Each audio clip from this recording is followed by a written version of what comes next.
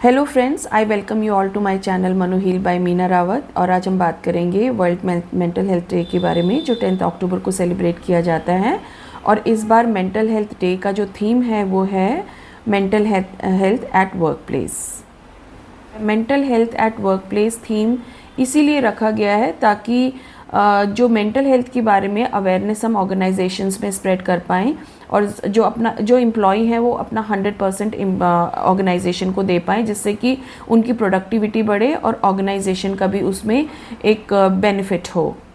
तो WHO actually health के बारे में कहता क्या है? WHO की डेफिनेशन के अकॉर्डिंग हेल्थ जो है वो एक हॉलिस्टिक अप्रोच होता है। उसमें उसके जो मेजर पिलर, वो 4 मेजर पिलर्स हैं जिन्हें जो कि हमारे को एक हेल्दी पर्सन के रूप में डिफ़ाइन करते हैं। वो 4 हेल्थ पिलर्स हैं: physical health, social health, mental health and spiritual health. अगर किसी भी पर्सन के ये चारों पिलर्स अगर इरेक्टेड हैं तो वो पर्सन आप हेल्दी माना जाता है। और उसमें जो मेंटल हेल्थ है वो एक बहुत बड़ा रोल प्ले करती है, क्योंकि फिज़िकल के बाद मेंटली एक ऐसा हमारा जो हेल्थ है जो हमारी डे टू डे लाइफ को बहुत ज़्यादा अफेक्ट करता है। सो इसीलिए इस बार का जो थीम रखा गया है वो ये है कि किस तरह से हम मेंटल हेल्थ के बारे में जो अवेयरनेस है ऑर्गेनाइजेशन में रेज़ कर पाएँ, ताकि ज़्यादा से ज़्यादा लोग इसका फ़ायदा उठा सकें और वो अपने आप को रिस्ट्रिक्ट ना करें काम करने से, और ऑर्गेनाइजेशन भी इस चीज़ को समझ के अपना फ़ायदा देख सकें। अमेरिकन स्टडी है वो रिसेंटली अभी हुई है और वो ये सजेस्ट करती है कि 1 trillion loss American government every year suffer करती है just because of anxiety and stress की वजह से जो उसके एम्प्लॉयज़ को होता है वर्क प्लेस पे। और अगर हम ओवरऑल उसका जो इफ़ेक्ट देखें, 30% जो लॉस है उसकी इकॉनमी का, वो इसलिए होता है क्योंकि एम्प्लॉयज़ जो हैं वो किसी ना किसी मेंटल हेल्थ इशू से सफ़र कर रहे हैं ऑर्गेनाइजेशंस में, जिसको कि हैंडल नहीं किया जा रहा, जिसको एड्रेस नहीं किया जा रहा, जिसकी वजह से अमेरिकन गवर्नमेंट को इतना ज़्यादा लॉस सफ़र करना पड़ रहा है मेंटल इलनेस की वजह से, इनएप्रोप्रिएट मेंटल हेल्थ की वजह से। ऑर्गेनाइजेशन को ये समझना चाहिए कि अगर उनकी ऑर्गेनाइजेशन में अगर उनका टर्नओवर कम हो रहा है और एम्प्लॉयज़ अपना 100% नहीं दे पा रहे हैं, तो ज़रूर उनके एम्प्लॉयज़ में स्ट्रेस और एंजाइटी का लेवल बहुत हाई है, और जिसकी वजह से वो अपना 100% नहीं दे पा रहे और उसका अल्टीमेटली ऑर्गेनाइजेशन के टर्नओवर पे फ़र्क पड़ रहा है। तो वो कौन कौन से ऐसे सिम्टम्स हैं जिससे कि ऑर्गेनाइजेशन ये फाइंड आउट कर सकती हैं कि उनके जो एम्प्लॉयज़ हैं उनको शायद मेंटल हेल्थ इश्यूज़ हो सकते हैं, जिसकी वजह से उनकी कंपनी का टर्नओवर भी नीचे जा रहा है, ड्रॉप कर रहा है। सो वो जो सिम्टम्स हैं जिससे कि ऑर्गेनाइजेशन पता लगा सकती है कि उसके एम्प्लॉयज़ की मेंटल हेल्थ कैसी है। तो अगर ऑर्गेनाइजेशन में ये देखा जाता है कि एब्सेंटिज़म बहुत ज़्यादा है, हाई स्टाफ टर्नओवर है, डिसिप्लिनरी प्रॉब्लम्स हैं एम्प्लॉयज़ के बीच में, उनका हैरेसमेंट बहुत ज़्यादा हो रहा है, उनकी प्रोडक्टिविटी रिड्यूस हो गई है, वो अपना 100% नहीं दे पा रहे और ऑर्गेनाइजेशन को जितना प्रोडक्शन एम्प्लॉयज़ से मिलना चाहिए था वो नहीं मिल रहा, एक्सीडेंट बहुत कर रहे हैं एम्प्लॉयज़, जिससे कि ऑर्गेनाइजेशन के ऊपर बहुत ज़्यादा इकोनॉमिक बर्डन पड़ रहा है। जो एम्प्लॉय हैं उनके एरर्स बहुत ज़्यादा हो रहे हैं, जिसकी वजह से जो काम है जो कम टाइम में कंप्लीट होना चाहिए था उसमें बहुत ज़्यादा टाइम लग रहा है। और जो कॉम्पनसेशन, हेल्थ केयर कॉम्पनसेशन है वो एम्प्लॉयज़ में बहुत ज़्यादा बढ़ रहा है, जिससे कि ये ऑर्गेनाइजेशन को ये एकदम से अलार्म कर लेना चाहिए कि हमारे जो एम्प्लॉयज़ हैं उनको कहीं ना कहीं मेंटल हेल्थ इश्यूज़ हो रहे हैं, जिसकी वजह से ये सारे इश्यूज़ ऑर्गेनाइजेशन में बहुत कॉमनली देखने को मिल रहे हैं। इसके अलावा अगर इंडिविजुअल लेवल पे अगर हम देखें तो इंडिविजुअल लेवल पे भी काफ़ी ऐसे सारे सिम्टम्स होते हैं जिससे कि पता लग सकता है कि किसी इंडिविजुअल को मेंटल हेल्थ इशू हो सकता है। तो उसका जो सबसे पहला जो सिम्टम है किसी भी एम्प्लॉय का, जिससे कि आपको पता चले कि ऑर्गेनाइजेशन को ये पता चले एड्रेस करने के लिए कि किसी एम्प्लॉय को कोई मेंटल हेल्थ इशू है, तो सबसे पहला है उसका इमोशनल रिएक्शन। अगर कोई पर्सन या एम्प्लॉय बहुत ज़्यादा इरिटेबिलिटी दिखा रहा है, उसका एंशियस लेवल बहुत हाई है, उसको स्लीप प्रॉब्लम्स हो रहे हैं, उसको डिप्रेशन और बर्नआउट और फैमिली रिलेशनशिप प्रॉब्लम्स हैं, तो अगर ऑर्गेनाइजेशन को कहीं ना कहीं से ये पता चलता है, तो इसका मतलब एम्प्लॉय जो है वो कहीं ना कहीं अपनी इस तरह की प्रॉब्लम से सफ़र कर रहा है। दूसरे उसके हैं कॉग्निटिव रिएक्शन, वो कैसे कॉग्निटिवली रिएक्ट कर रहा है ऑर्गेनाइजेशन में, उससे भी हम इंडिविजुअल लेवल पे पता लगा सकते हैं कि वो एम्प्लॉय सफ़र कर रहा है। जैसे वो कॉन्सेंट्रेट नहीं कर पा रहा, चीज़ों को याद नहीं रख पाता है बहुत देर तक। कोई भी चीज़ अगर वो सीखने की कोशिश करता है तो उसको ज़्यादा टाइम लगता है सीखने में, क्योंकि एक हेल्दी पर्सन बहुत आराम से, बहुत एक एवरेज टाइम में सीख सकता है। लेकिन अगर कोई भी एम्प्लॉय इससे ज़्यादा टाइम ले रहा है तो इसका मतलब उसको कोई ना कोई इशू है जिसकी वजह से वो लर्निंग नहीं कर पा रहा और उसको डिसीजन मेकिंग में भी प्रॉब्लम हो रही है। सो जब इस तरह के इश्यूज़ हमें अपने ऑर्गेनाइजेशन में देखने को मिलते हैं तो हमें ये पता लगाना चाहिए कि उस पर्सन को जो ये सारे सिम्टम शो कर रहा है, हो सकता है उसको health related, mental health related issues हों। और तीसरा जो एक बहुत ही इम्पॉर्टेंट आस्पेक्ट है उसका बिहेवियरल रिएक्शन, कि वो कैसे ऑर्गेनाइजेशन में बिहेव कर रहा है अपने मेंटल हेल्थ की वजह से। सो अगर उसका ड्रग अब्यूज़ है, अगर वो ज़्यादा अल्कोहल कंज्यूम करने लग गया है, टोबैको कंजम्पशन बहुत ज़्यादा हो गई है और उसका डिस्ट्रक्टिव बिहेवियर ऑर्गेनाइजेशन में बहुत फ्रिक्वेंटली देखने को मिल रहा है, तो इसका मतलब ये है कि उस पर्सन को कोई इशू है जिसकी वजह से वो सारे बिहेवियर शो कर रहा है।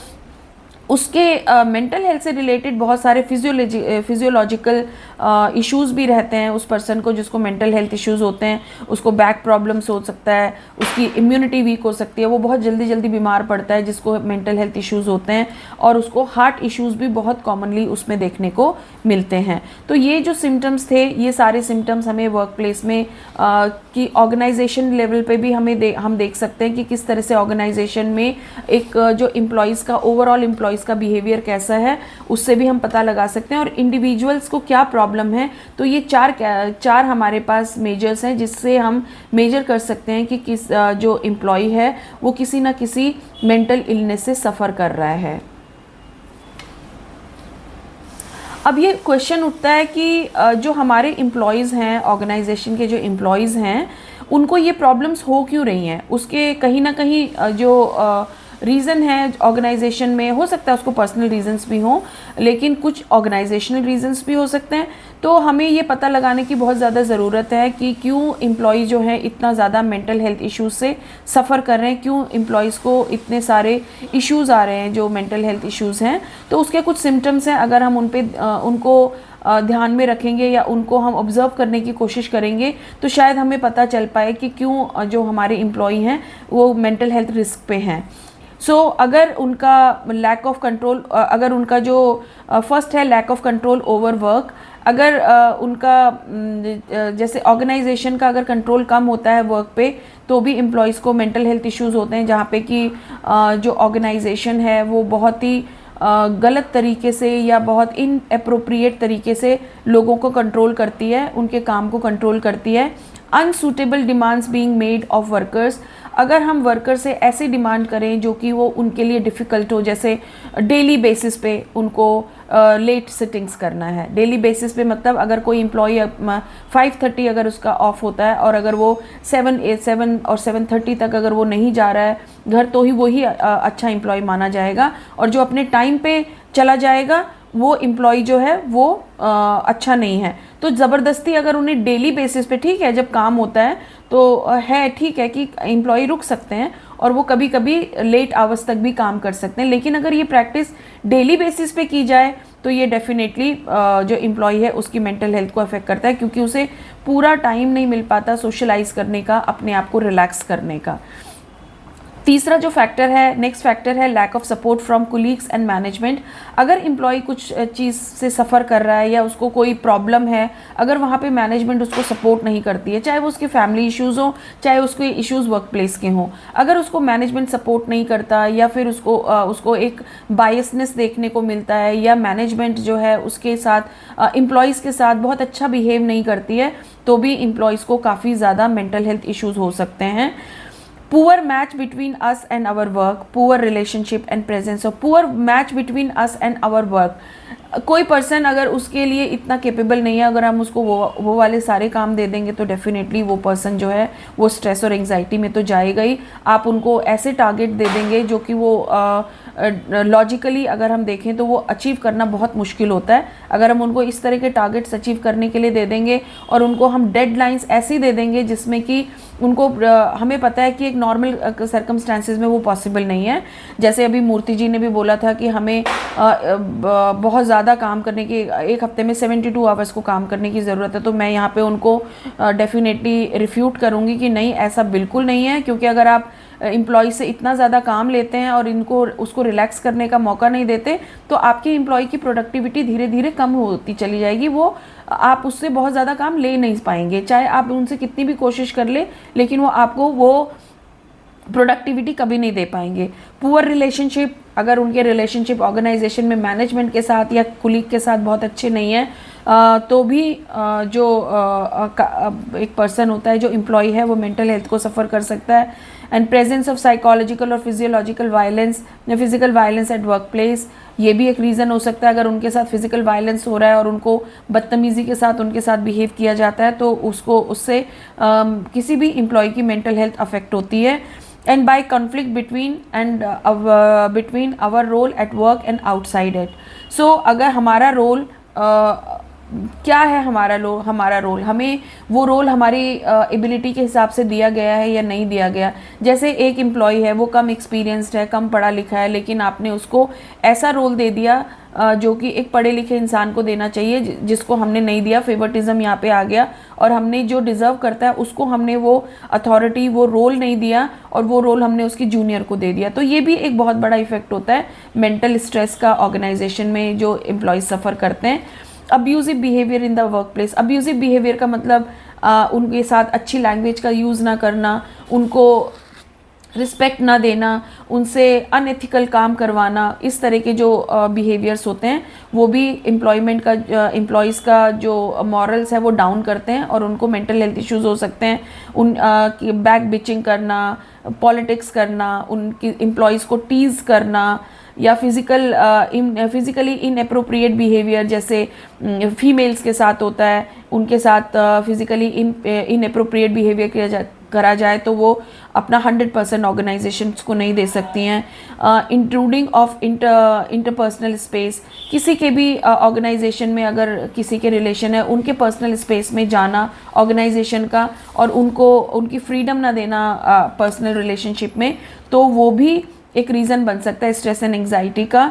देन उसके बाद रेसिस्ट कमेंट है, सेक्सियस कमेंट्स हैं या वायलेंस है, ये सारे जो रीजंस हैं, ये सारे रीजंस रिस्पॉन्सिबल होते हैं कि एक पर्सन, एक एम्प्लॉई वर्क प्लेस पे सफ़र कर सकता है मेंटली और उसको बहुत सारे एंग्जाइटी और स्ट्रेस जैसे और डिप्रेशन जैसे इश्यूज भी ऑर्गेनाइजेशन में हमें एम्प्लॉयज़ में देखने को मिल सकते हैं। अब ऑर्गेनाइजेशन ऐसे कौन से स्टेप ले कि वो हेल्प कर सके एम्प्लॉयज़ को उनकी मेंटल हेल्थ मेंटेन करने के लिए, ताकि वो अपना प्रोडक्टिविटी इंक्रीज़ कर पाएँ और उससे डेफिनेटली ऑर्गेनाइजेशन का भी फ़ायदा होता है। अगर एम्प्लॉयर जो है वो एम्प्लॉयज़ की इन इश्यूज़ को एड्रेस करता है और उनको हेल्प करता है तो आपके एम्प्लॉयज़ बहुत ही हैप्पी एनवायरनमेंट में काम करते हैं, एक हेल्दी एनवायरनमेंट में काम करते हैं, जो आपकी ऑर्गेनाइजेशन के लिए भी बहुत बेनिफिशियल होता है। तो वर्कप्लेस हेल्थ जो है वो 3 कंपोनेंट पे बेस्ड होती है। हम उन 3 कंपोनेंट को अगर हम ऑर्गेनाइजेशन में अप्लाई करें या इम्प्लीमेंट करें तो हमारे ऑर्गेनाइजेशन को काफ़ी फ़ायदा हो सकता है। जैसे इंडिविजुअल एम्प्लॉयज़ जो हैं वो हमारी ऑर्गेनाइजेशन के की पर्सन होते हैं, तो हमें उनके बारे में सोचना बहुत ज़रूरी है, उनकी हेल्थ के बारे में, उनकी वेलबींग के बारे में उनकी वेलबींग पे ध्यान देना चाहिए। चाहे आप उन्हें इंश्योरेंस की फॉर्म में दें या उनको हेल्थ बेनिफिट्स या ऑर्गेनाइजेशन उनको इस तरह के बेनिफिट्स दे जिससे कि उनकी हेल्थ प्रमोशन हो सके और उनके जो अपने इश्यूज़ हैं वो ऑर्गेनाइजेशन काफ़ी हद तक ह्यूमैनिटेरियन ग्राउंड पे उनको एड्रेस करे, तो जो एम्प्लॉयज़ की जो हेल्थ है वो काफ़ी हद तक मेंटेन की जा सकती है। उसके बाद है वर्किंग एनवायरनमेंट जो है वो बहुत सेफ़ हेल्दी होना चाहिए, ताकि एम्प्लॉयज़ बिल्कुल भी अपने आप को अनसेफ या इनसिक्योर फील ना करें। उन्हें ये ना लगे अगर मैं ऐसे कर दूंगा तो नेक्स्ट डे मुझे जॉब से निकाल देंगे, या मैं अगर कोई स्टेप ले लूँगा तो मेरे को इस तरह की बातें सुनने को मिल सकती हैं। तो अगर इस तरह की जो उनको फीलिंग रहेगी तो वो एम्प्लॉयज़ जो हैं वो बहुत अच्छे से काम नहीं कर पाएंगे। तो जो एम्प्लॉयज़ हैं उनकी हेल्थ, उनके वेलफेयर को भी बहुत ज़्यादा ऑर्गेनाइजेशन को प्रमोट करना चाहिए, चाहे वो ऑर्गेनाइजेशन लेवल पे हो या उनके पर्सनल लेवल पे हो। जैसे एम्प्लॉयज़ को कोई उस पे वेकेशन पे भेज देना उनको फैमिली के साथ, या फिर उनको छोटी मोटी फैमिली पार्टीज़ करना अपने ऑफिस गैदरिंग में, जहाँ पे उनकी फैमिलीज़ भी इनवाइट करें, ताकि उनको भी उनकी फैमिलीज़ को भी एक रिस्पेक्ट दी जाए, और उन लोगों को भी मैनेजमेंट के साथ और अपने अदर एम्प्लॉयज़ के साथ मिलने जुलने का मौका मिले, एक बहुत ही इनफॉर्मल एनवायरनमेंट में, जो बहुत हेल्दी होता है। और उनको रिस्क असेसमेंट और वर्क प्लेस पॉलिसीज़ हैं उन पे भी बहुत ज़्यादा ध्यान देने की ज़रूरत है। अगर वर्क प्लेस पे कुछ रिस्क अगर एम्प्लॉयज़ को है तो उनको एड्रेस करने के लिए उनको कॉम्पनसेशन देना, या उनके लिए पॉलिसीज़ बनाना ताकि वो सेफ़ फील करें उस तरह के काम को करने के लिए। तीसरा कंपोनेंट है the organizational structure. Organizational structure can have a significant effect on moral on how employees feel about their work. Management की रिस्पॉन्सिबिलिटी बनती है कि जो लोग हैं, वो भी जो एम्प्लॉयज़ हैं, वो भी अपने आप को वो कैसा फील करते हैं ऑर्गेनाइजेशन में। ये ऑर्गेनाइजेशन की एक मॉरल रिस्पॉन्सिबिलिटी है कि वो अपने एम्प्लॉयज़ को गुड फील कराएं, उनको फील गुड का एक इमोशन उनके अंदर आना चाहिए। वो कैसे हो सकता है कि मैनेजमेंट स्टाइल को ठीक किया जाए, कम्युनिकेशन सिस्टम को ऐसा किया जाए ताकि कोई भी ऑफेंड ना हो उस कम्युनिकेशन से। उनको ऑन जॉब ट्रेनिंग्स प्रोवाइड करनी चाहिए, स्टाफ डेवलपमेंट होना चाहिए। स्टाफ डेवलपमेंट का मतलब है कि एम्प्लॉयज़ को हम इस तरह से उन्हें डेवलप करें कि उनको अच्छा लगे अपने काम करने में और उनको अपना काम करने में प्राउड फील हो। एम्प्लॉयर्स जो हैं उनको अपने एम्प्लॉयज़ की मेंटल हेल्थ को मेंटेन करने के लिए कुछ ऐसे स्टेप्स हैं जो उठाने बहुत ज़रूरी हैं, ताकि वो जो एम्प्लॉयज़ की जो मेंटल हेल्थ है उसको वर्क प्लेस पे वो मेंटेन कर सकें। क्योंकि ये जैसे कि मैं आपको शुरू से ही बोल रही हूँ कि मेंटल हेल्थ जब तक एम्प्लॉयज़ की अच्छी नहीं होगी, वो स्ट्रेस और एंजाइटी और डिप्रेशन जैसी प्रॉब्लम से जब तक वो फ्री नहीं होंगे, वो अपना 100% नहीं दे सकते, और अल्टीमेटली लॉन्ग रन में फ़ायदा तो ऑर्गेनाइजेशन को ही होने वाला है और नुकसान भी ऑर्गेनाइजेशन को ही होता है। तो एम्प्लॉयर के लिए कुछ एडवाइजेज़ हैं जिसको अब हम यहाँ पे डिस्कस कर सकते हैं। एम्प्लॉयर की कुछ रिस्पॉन्सिबिलिटीज़ बनती हैं अपने एम्प्लॉयज़ की मेंटल हेल्थ के लिए, क्योंकि वो उन्हीं के लिए काम कर रहे हैं। और अल्टीमेटली एम्प्लॉयज़ जो हैं, जैसा कि हमने शुरू में बताया कि डिस्कस किया कि जो एम्प्लॉयज़ हैं वो की रिसोर्स होते हैं किसी भी ऑर्गेनाइजेशन के लिए। कोई भी ऑर्गेनाइजेशन बिना एम्प्लॉयज़ के आगे नहीं बढ़ सकती। तो उनकी मेंटल हेल्थ को एड्रेस करना भी एम्प्लॉयर की एक रिस्पॉन्सिबिलिटी है, सिर्फ एम्प्लॉयज़ के फ़ायदे के लिए नहीं, अपनी ऑर्गेनाइजेशन के फ़ायदे के लिए भी। तो ऐसे कौन कौन से स्टेप्स हैं जो एम्प्लॉयर को उठाने चाहिए अपने एम्प्लॉयज़ की मेंटल हेल्थ को मेंटेन करने के लिए या एड्रेस करने के लिए। तो कुछ उसमें से स्टेप्स हैं, जैसे और जो स्टाफ है उसकी मेंटल हेल्थ को रिकॉग्नाइज़ करना कि हर स्टाफ को मेंटल हेल्थ की ज़रूरत होती है। ज़रूरी नहीं है कि अगर कोई स्टाफ अगर किसी स्टाफ को या जो एम्प्लॉई है उसको जब तक मेंटल हेल्थ प्रॉब्लम नहीं होएगी तब तक हम उसको किसी तरह का कोई सपोर्ट नहीं मेंटल हेल्थ सपोर्ट प्रोवाइड नहीं करेंगे। नहीं, ऐसा बिल्कुल भी नहीं होता है। हमें टाइम टू टाइम उनके लिए कुछ ना कुछ ऐसी चीज़ें करते रहना चाहिए ऑर्गेनाइजेशन में जिससे कि उनकी मेंटल हेल्थ को बूस्ट मिले। जैसे उनके लिए मेंटल हेल्थ रिलेटेड ट्रेनिंग्स को प्रोवाइड करना ऑर्गेनाइजेशन लेवल पे, कभी स्ट्रेस पे कर लिया या कभी एंजाइटी पे कोई प्रोग्राम कर लिया या कभी किसी और जैसे उनके हैप्पीनेस पे कर लिया, मेडिटेशन का कोई प्रोग्राम रख लिया, जिससे कि ज़्यादा से ज़्यादा एम्प्लॉयज़ उन चीज़ को सीखें और अपने डे टू डे लाइफ में उसको इम्प्लीमेंट कर पाएँ। दूसरा, अपने एम्प्लॉयज़ के बीच में अपने एम्प्लॉयज़ में मेंटल हेल्थ रिलेटेड अवेयरनेस वो करना, रेज़ करना, ताकि वो समझ पाएँ कि उनको कोई मेंटल हेल्थ इशू है, उनको कोई मेंटल हेल्थ प्रॉब्लम है या उनको कुछ स्ट्रेस है या एंग्जाइटी है, ताकि वो अपने आप को समझ पाएँ और अपने लिए हेल्थ को कॉल कर सकें। क्योंकि जब तक एम्प्लॉयज़ को पता ही नहीं होगा, उनको अवेयरनेस ही नहीं होगी, वो कैसे अपनी मेंटल हेल्थ को अपने आप रिकॉग्नाइज कर पाएंगे या आइडेंटिफाई कर पाएंगे। अगर वो नहीं कर पाएंगे तो वो हेल्प भी नहीं ले पाएंगे। अगर किसी को ये समझ आता है कि उसे कुछ मेंटल हेल्थ इशू है तो उसको हेल्प भी की जाए, उसको ऑर्गेनाइजेशन लेवल पे उसको हेल्प किया जाए मेंटल हेल्थ ट्रीटमेंट और इंटरवेंशन से रिलेटेड।